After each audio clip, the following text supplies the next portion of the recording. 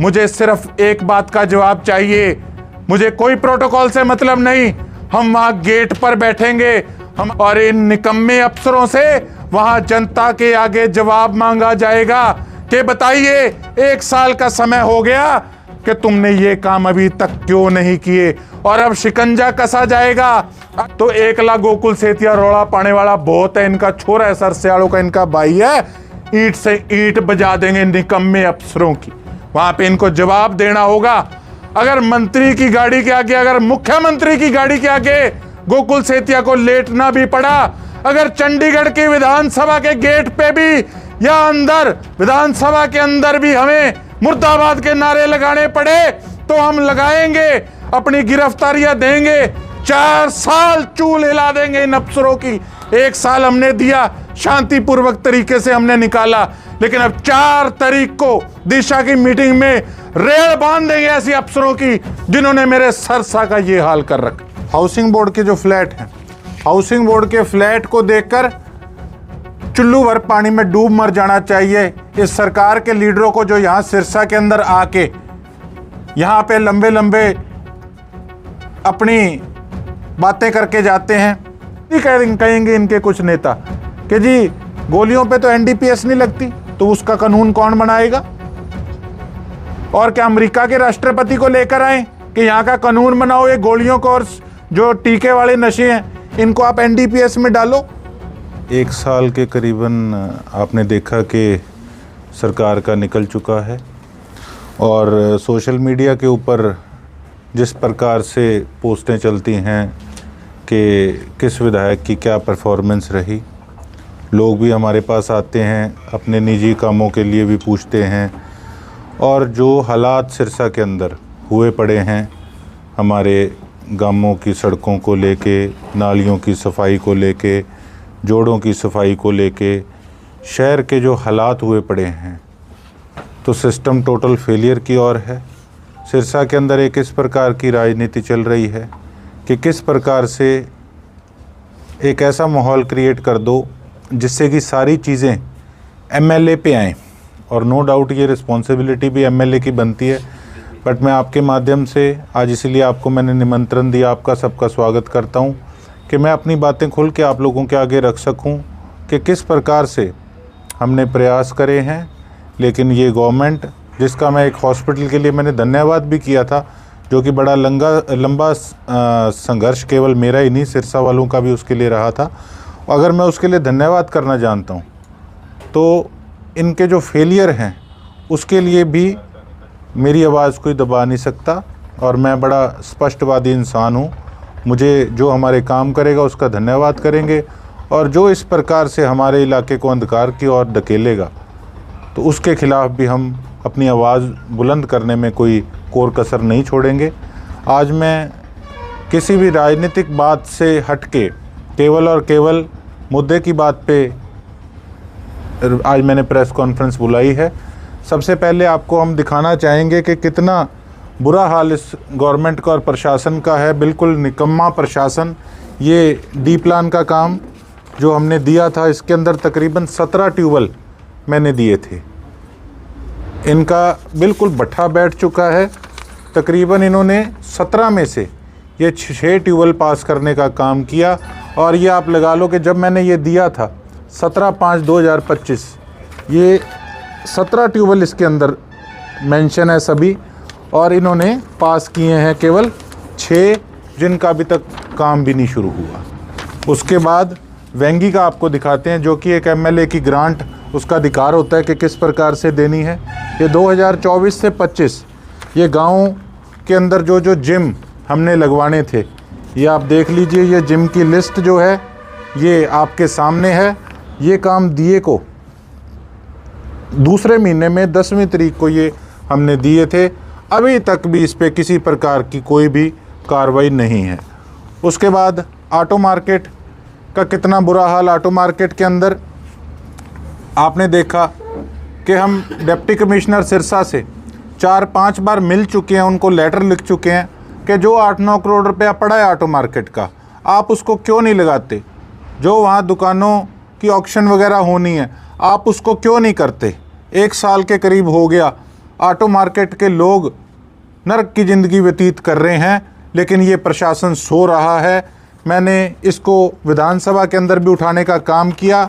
उसके बाद बम्बूर minor, दिंगतानिया minor, बड़े पुराने माइनरों की जो मांग है ये आपके सामने है। ये भी विधानसभा के अंदर उठाने का काम केवल एक बार ही नहीं, 3-4 बार किया कि अगर ठीक है, अगर ज़मीन कलेक्टर रेट पे हमारा किसान देने को तैयार नहीं है तो उसमें पाइपलाइन डाली जाए और कोई इस प्रकार का प्रोविज़न बनाया जाए कि उसके अंदर कोई मेन हॉल बने और उनको खोल के उनकी सफाई ढंग से हो सके, ताकि पानी सही ढंग से किसानों के खेतों तक पहुंच सके। उसके बाद हाउसिंग बोर्ड के जो फ्लैट हैं, हाउसिंग बोर्ड के फ्लैट को देखकर चुल्लू भर पानी में डूब मर जाना चाहिए इस सरकार के लीडरों को, जो यहाँ सिरसा के अंदर आके यहाँ पे लंबे लंबे अपनी बातें करके जाते हैं कि हमने तो ये कर दिया, हमने वो कर दिया। एक बार कभी हाउसिंग बोर्ड फ्लैटों को देख के आए कि किस प्रकार से नरकीय जीवन व्यतीत वहाँ के लोग कर रहे हैं, और नगर परिषद की जिम्मेवारी बनती है कि वहाँ की सफाई कराएं। लेकिन हाल देखो आप जाके क्या है। विधानसभा तक के अंदर इस मुद्दे को उठाने का काम किया, लेकिन किसी प्रकार की अभी तक उस पर कोई कार्रवाई नहीं है। उसके बाद बहुत गंभीर विषय, सबसे बड़ा विषय, हमारे सरसा के अंदर जो रजिस्ट्रियां बंद है, कुछ रकबा व किले नंबर अथोराइज्ड एरिया के अंदर जो शामिल नहीं हो पाए।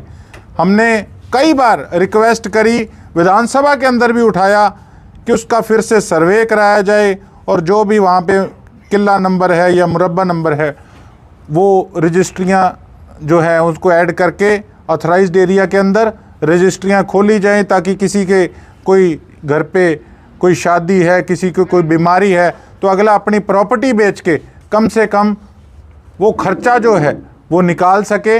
लेकिन सरकार और प्रशासन सो रहा है। उसके बाद जो नहरों की बात थी, बेशक शेरावाली माइनर, वन मंदोरी माइनर, सिरसा मेजर, जो 15 दिन पहले चला करती थी, अब वो 7 दिनों पे आ गई थी। आप लगा सकते हैं अंदाज़ा कि कितना पानी बाढ़ के समय हमारे साथ वाले प्रदेशों के अंदर था। लेकिन किस प्रकार से फेलियर, हमारा पानी हमारे हिंदुस्तान का पाकिस्तान में जा रहा है, लेकिन हमारे सिरसा के अंदर 15 दिनों से उठा के नहरें 7 दिन की कर दी थी। जब विधानसभा में उठाया गया मुद्दा, उसके बाद कहीं जाके थोड़ा मोटा उस पर सुधार आया। उसके बाद एक सीओ जिला परिषद का, ये देख लीजिए कि किस प्रकार से, मैं साफ कहना चाहूँगा, इनके पब्लिक हेल्थ के मिनिस्टर गंगवा जी ने आके मुख्यमंत्री जी के आगे इसको कहीं ना कहीं शाबाशी देने का और थापी मारने का काम किया था कि ठीक है तू इस प्रकार से अड़र है। मुझे कहते मंत्री जी कि आपने जिस प्रकार से गाड़ी उसके पीछे भगाई, कोई ऊंची नीची हो जाती तो। मैं कहा मंत्री जी गाड़ी तो उसने भगाई थी, हम तो हाथ जोड़ के रिक्वेस्ट कर रहे थे कि एक बार आप रुको, कम से कम हमें जवाब दो कि ये जो काम है, ये जो पूरा आपके सामने ये जो जत्था है कामों का, ये इसके ऊपर सभी पे डेट इंक्लूड करी गई है कि गांव के काम, सफाई के काम, जोड़ों की सफाई के काम, ये सारी डिटेल हमने बना के विद रेफरेंस नंबर डाल के, विद डेट डाल के, इसके ऊपर ये सारे कागज़ जो हैं ये हमने कई बार लगा चुके हैं। लेकिन ये सरकार के लोग इस निकम्मे सीओ को कहीं ना कहीं शय देने का काम कर रहे हैं। कौन जवाब देगा कि ये जो जत्था पूरा मेरे सरसा विधानसभा के गांव के कामों का है, जो लोग मेरे से आके पूछते हैं कि भाई साहब हमारी सड़क का क्या बना, तो इसका जवाब क्या गंगवा मंत्री जी आकर देंगे?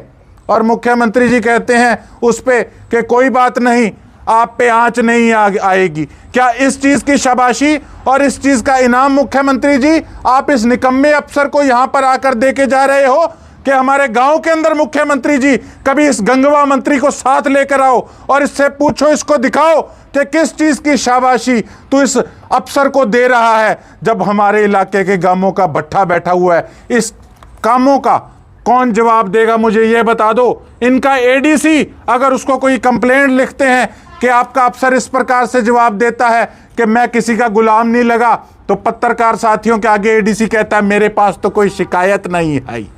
आज तक की अचीवमेंट इस एडीसी की बता दो कि इस एडीसी ने कभी अपने दफ्तर से निकल के कभी गांव में जाके हालात देखे हैं क्या?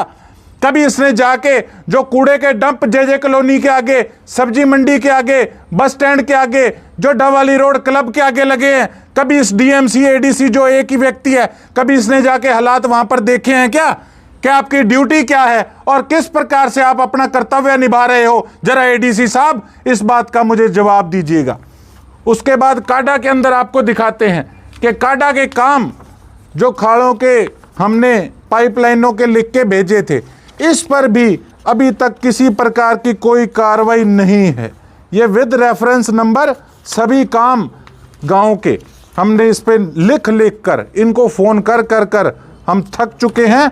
इसीलिए आज हम मजबूर हुए हैं कि किस प्रकार से अब समय आ गया, 1 साल का समय हमने इन लोगों को दिया, लेकिन अब मुझे लगता है कि संघर्ष की शुरुआत जो है वो फिर से करनी पड़ेगी।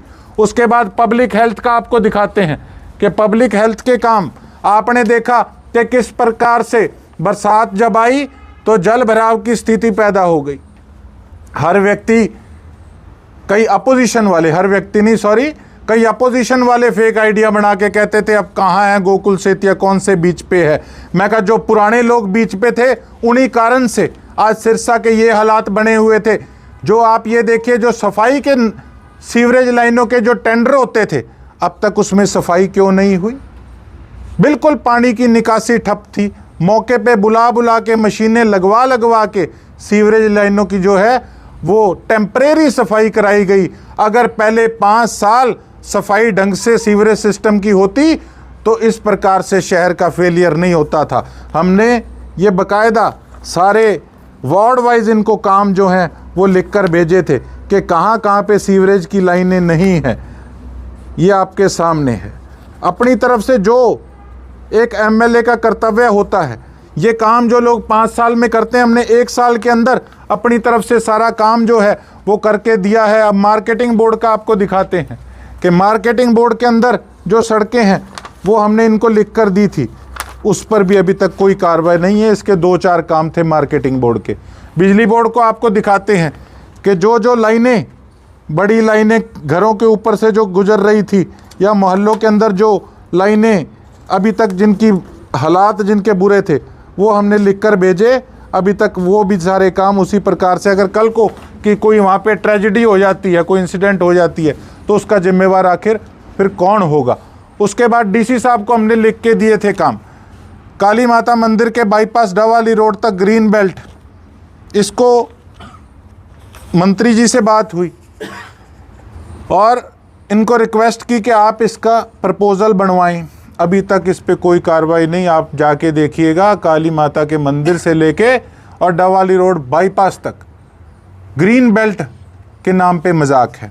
उसके बाद नगर सुधार मंडल वर्ष 2004 से 2005 सिरसा द्वारा विकसित कॉलोनी स्कीम नंबर 34 में बिजली, पानी, सीवरेज, 4 दीवारी व पार्क आदि सुविधाओं की कमी को पूरा करने के लिए इस पे भी अभी तक किसी प्रकार की कोई भी कार्रवाई नहीं है। ये सारे काम डिप्टी कमिश्नर के 2-2 मिनट के काम हैं, लेकिन 1 साल का कार्यकाल टप गया आपके सामने है। उसके बाद भादरा पार्क जहां हमने कई बार जाके सर्वे किया, जो एजेंसी थी उनको भी हमने कहा कि अगर आप सही ढंग से इस पे काम नहीं करोगे, कि आपने काम तो लाखों करोड़ों का दिखा रखा है और वहाँ हज़ारों का काम भी नहीं हुआ। और जैसे नगर परिषद अब बीजेपी हलोपा की फिर से बनी, आप फिर से जाके देख लीजिए उस पार्क के क्या हालात है। उसके बाद नेशनल कॉलेज के सामने जो पार्क पड़ा है, हमने कहा था कि वहाँ साथ वाली जो गली है जो अंदर कॉलोनी को जाती है, एक तो वो चौड़ी हो जाएगी और एक वहाँ एनओसी दे के उस जगह को पार्क बनाया जाए। और जितने हमारे रेडी वाले भाई हैं, जो ऑटो वाले भाई हैं, जो बस स्टैंड के आगे खड़े होते हैं, सॉरी ऑटो वाले नहीं, रेडी वाले, कि उनके लिए भी पार्क के साथ साथ एक स्थान वहाँ बनाया जाए। खुली जगह पड़ी है ताकि वो आराम से वहाँ पे काम कर सकें। नहीं तो हम देखते हैं जब भी ग्रीवेंसेस की मीटिंग होती है, एक आधा बंदा कोई एप्लीकेशन लगा देता है तो किस प्रकार से उनको डंडे मार के वहाँ से हटाया जाता है। उसके बाद ये ऑटो मार्केट की, ये फिर से बात ऑटो मार्केट के बीच में आ गई। मैं डिप्टी कमिश्नर साहब से पूछना चाहूँगा कि डीसी साहब, एक ये छोटा सा काम है, ये आपको समय नहीं 1 साल से मिल रहा, या आपकी नीयत नहीं है, या आप पे किसी का प्रेशर है? आप ये बता दो कि आज जो ऑटो मार्केट वाले हमारे साथियों का ये हाल हो रहा है, उसके पीछे जिम्मेवार कौन है? उसके बाद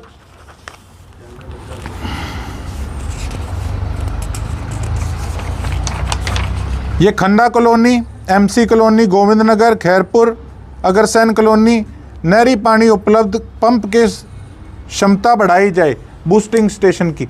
आपने देखा कि किस प्रकार से सुरखाब के आगे बिल्कुल एक छोटी सी मोटर लगा रखी है, तो अगरसैन कॉलोनी का, एमसी कॉलोनी का पानी जो है वो उससे कितना ड्रेन हो जाएगा।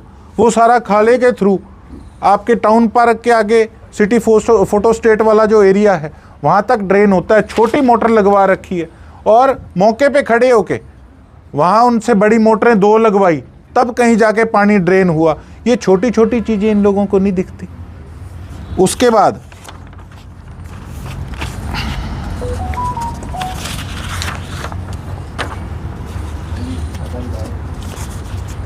जितनी भी शहर के अंदर, सबसे मेन कारण आपको मैं बताऊं, जो हमारे शहर के अंदर सफाई नहीं रहती।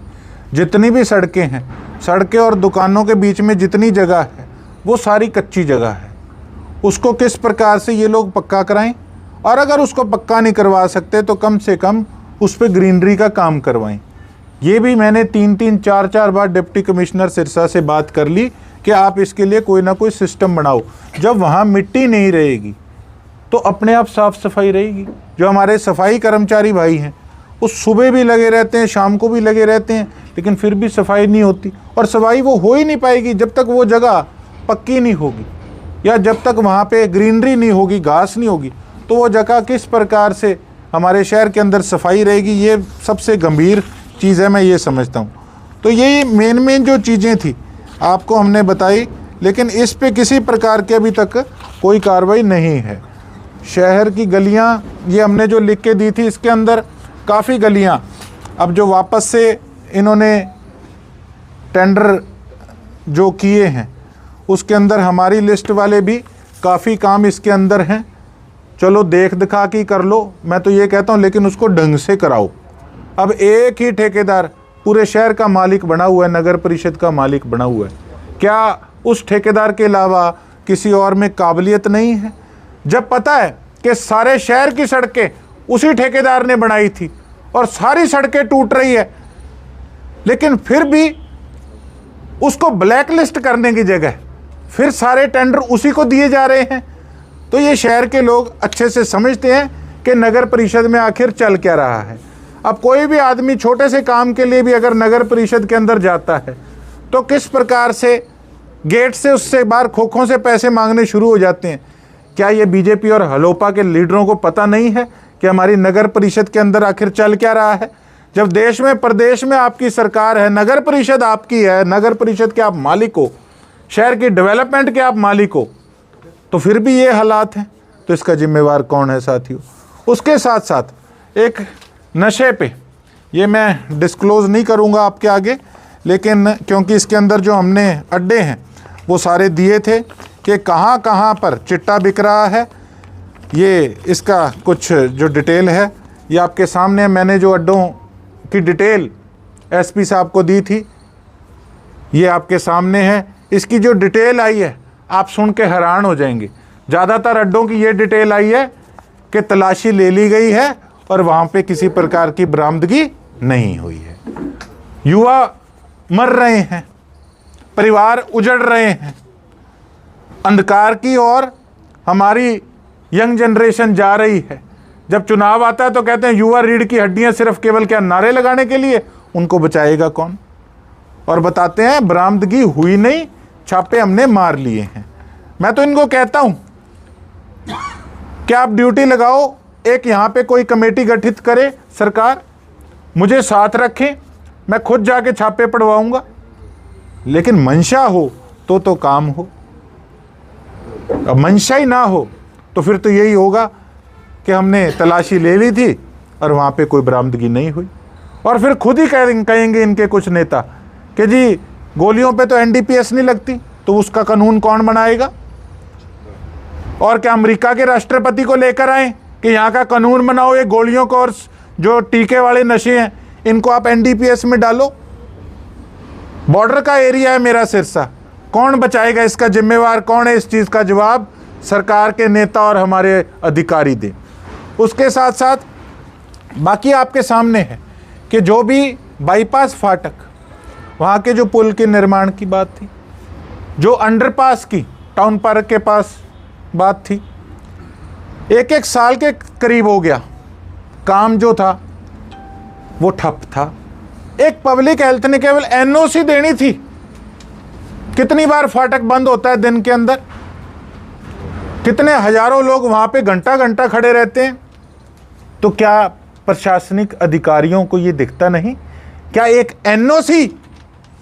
एनओसी इनसे नहीं दी जाती? फिटे मुंह इन पे, मैं तो ये कहूँगा। और जब इसका संज्ञान लिया तो फिर साथ के साथ किस प्रकार से काम शुरू हो गया एक हफ्ते के अंदर, मुझे ये बता दें। आज बड़ी बड़ी कई नेता बातें करते हैं, उनके खुद के घरों के आगे सड़कें बनी नहीं थी, साथ के साथ सड़क कैसे बननी शुरू हो गई, अब कैसे बन गई। बोर्ड कईयों को लगाने का शौक है, उतारने का मन नहीं करता, पूर्व लिखाने का मन नहीं करता। कोई बात नहीं, बोर्डों से फर्क नहीं पड़ता। लेकिन कहने की बात यह है कि अपनी अपॉर्चुनिटी तो गिनाओ। मेरी अपॉर्चुनिटी, मैंने साल के अंदर क्या काम किया मैंने दिखाया, और मुझे खुशी है कि मैंने केवल क्रेडिट पॉलिटिक्स नहीं की, हमने काम करके दिखाया। और इस चीज़ के गवाह आप सभी हमारे पत्रकार साथी हैं। लाखों लोग हैं जिन्होंने इस मल्टी स्पेशलिटी हॉस्पिटल के लिए दिन रात एक करके हमारे साथ संघर्ष करने का काम किया था। और इतने छोटे दिल वाला गोकुल सेतिया नहीं है कि अगर कोई हमें सौगात मिले तो उसका हम धन्यवाद भी ना करें। हम सरसा वाले बड़े दिल के लोग हैं, लेकिन हम संघर्ष करने वाले लोग हैं। मैं हमेशा एक बात कहता था, हक मांगने से नहीं मिलते, हक हमेशा छीनने पड़ते हैं। ये हालात देख के कागज़ आपको जो दिखाए, अब ये हमें महसूस होता है कि अब अपने हकों के लिए लड़ने का समय आ गया। आज प्रेस कॉन्फ्रेंस इसलिए बुलाई थी कि कल ग्रीवेंसेस की मीटिंग थी, और हमने जाके अपने आप को गब्बर कहलाने वाले मंत्री अनिल विज जी से जाके वहाँ पे ये प्रश्न पूछने थे इन कागज़ों के साथ कि बताइए गब्बर जी कि ये काम क्यों नहीं हो रहा। आप कहते हैं कि मैं सुपर मिनिस्टर हूं, और जहां के आप ग्रीवेंसेस के चेयरमैन हैं उस इलाके का भट्ठा बैठा हुआ है, इसका जवाब दीजिए। लेकिन सुनने में आया है कि ग्रीवेंसेस की मीटिंग जो है वो कैंसिल हो गई है। 4 तारीख को दिशा की मीटिंग है, हमारी एमपी मैडम शैलजा जी वो मीटिंग लेंगी। मैं अनुरोध करता हूं मेरे सभी सिरसा के लोगों से, ना कि केवल मेरी टीम के मेरे साथियों से, मैं अनुरोध करता हूं मेरे सिरसा विधानसभा के एक एक बच्चे से कि अगर हमने ये दुनिया को दिखाना है कि हमारी सिरसा की धरती धार्मिक नगरी के साथ साथ तप करने वाली भूमि है, संघर्ष करने वाली भूमि है, लड़ाई लड़ने वाली भूमि है, अपना हक छीनने वाली भूमि है, तो हर एक आम व्यक्ति भी वहाँ पे जिसको राजनीति से कोई लेना देना नहीं है, वहाँ दिशा की मीटिंग में आए और हम वहाँ जवाब मांगेंगे। मुझे कोई लेना देना नहीं कि वहाँ पे किस प्रकार से प्रोटोकॉल से काम चलता है, कौन सा विधायक अपने इलाके का क्या वहाँ पे मुद्दा रखता है। मुझे सिर्फ एक बात का जवाब चाहिए, मुझे कोई प्रोटोकॉल से मतलब नहीं। हम वहाँ गेट पर बैठेंगे, हमारी पैरवाई के लिए हमारी पार्टी की एमपी शैलजा मैडम से हमने रिक्वेस्ट की है कि आप हमारी पैरवाई करेंगी और इन निकम्मे अफसरों से वहाँ जनता के आगे जवाब मांगा जाएगा कि बताइए 1 साल का समय हो गया कि तुमने ये काम अभी तक क्यों नहीं किए, और अब शिकंजा कसा जाएगा अगर वहाँ पे बेशक कोई व्यक्ति ना आए। मैंने देखा है सिरसा का मेरा परिवार एक हम में कमज़ोरी रही है कि जब इस प्रकार से हम जब कोई संघर्ष का रास्ता अपनाते हैं तो लोग काफ़ी कम आते हैं। ये मेरा गिला शिकवा मेरे इलाके के लोगों से भी था। आज इसलिए नहीं है कि सिरसा की जनता ने अपना काम किया, मुझे 80,000 के करीब वोट दिए। अगर कोई नहीं भी आएगा तो 1 लाख गोकुल सेतिया रोड़ा पाने वाला बहुत है, इनका छोरा है, सरस्यालों का इनका भाई है, ईंट से ईंट बजा देंगे निकम्मे अफसरों की। वहाँ पे इनको जवाब देना होगा।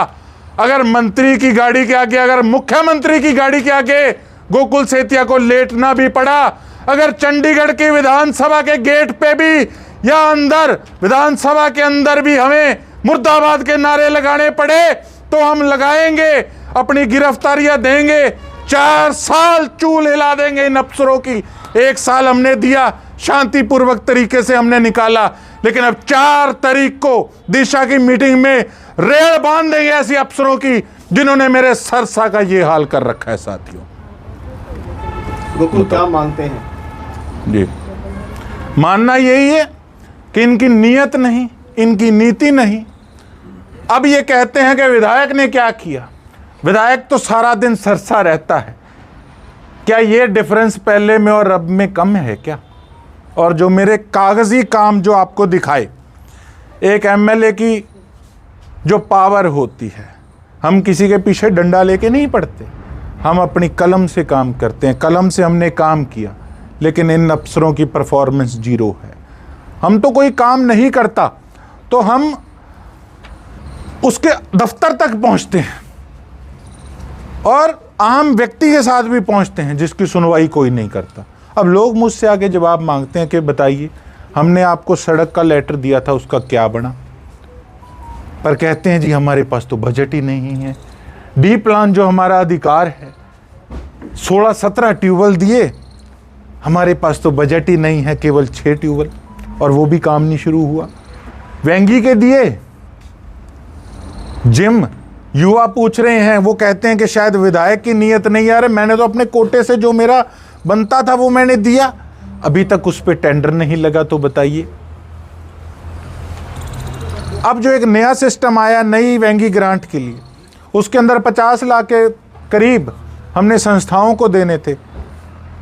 जब वो चिट्ठी लिखी तो नगर परिषद के अंदर चिट्ठी गुम गई। फिर एक्सियन साहब को कॉल किया कि हमारी चिट्ठी आप तक क्यों नहीं पहुंची। वो कहते पता नहीं कहाँ रोल गोदोल हो गई थी। एक्सियन साहब ने फिर पेन लेके चिट्ठी निकलवाई और उस पर फिर एस्टिमेट तैयार करके, और एक्सियन साहब ने मुझे कल चिट्ठी वो भेजी कि मैंने ये पता करके भेज दिया। उन्होंने, उनका मैं धन्यवाद करता हूँ।